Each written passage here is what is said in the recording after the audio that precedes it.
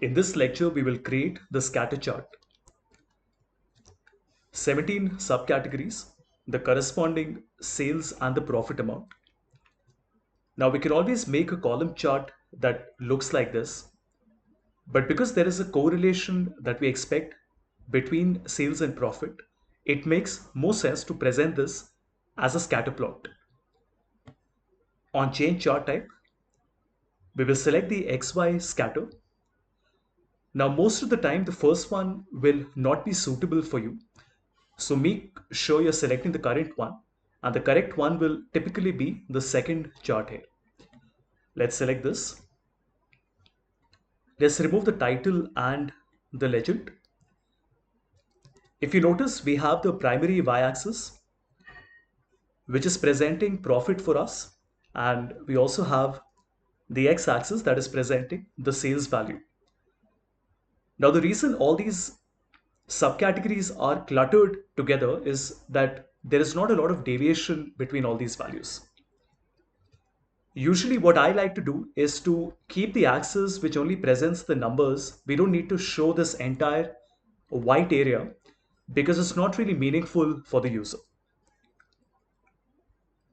To remove this, we can double click and go to our axis and change the maximum in axis options to, in fact, we don't want to change the maximum, let's change the minimum. We change the minimum to 2000.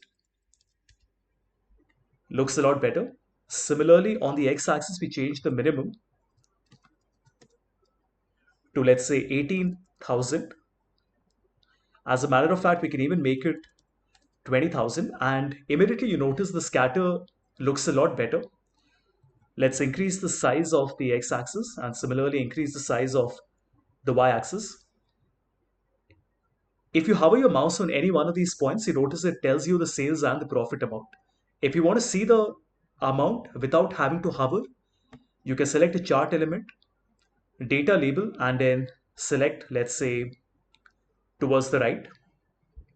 Now presently it is only showing us the profit. If you want to see the sales as well, double click on any one of these numbers and we can select not the series name, but we want to select the X value. So we can see the sales and the profit both. Now obviously you also would want to see which one of these subcategories are being represented. So you can select the option value from cells, and in the select data label range option, you simply select all the 17 subcategories. And this would mean that the subcategory name would also be visible. Let us do some final formatting. On format, we can add a shape style. Also increase the font size a little bit. So let's make it 11. Now, wherever you notice that some of these subcategories are overlapping, with a little bit of manual effort, you can just move them around to make sure that none of these boxes are overlapping with each other.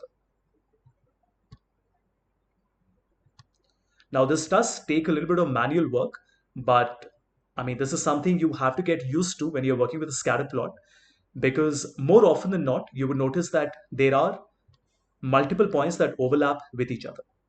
And this is how our final scatter plot appears. Another small tip, in fact, let me change this one as well. And that looks right. One final tip, you can double click on any one of these blue dots, and then in fill you have an option called marker, and then in marker options you can click on built-in and then also increase the size. A lot of people don't realize this, but it is possible for you to increase the size of all these dots. Obviously you can change the color as well. So let me see how we can do that. We can change the color here. Let's say we want everything to look blue. Okay, that did not work. Let me do it on the fill. Let's put everything as blue. And maybe then you want to highlight two of these. So you can select them independently. And I can put a different color on this. So the marker, fill, we want to have, let's say, a green color here. And maybe I want to show this one as a red color.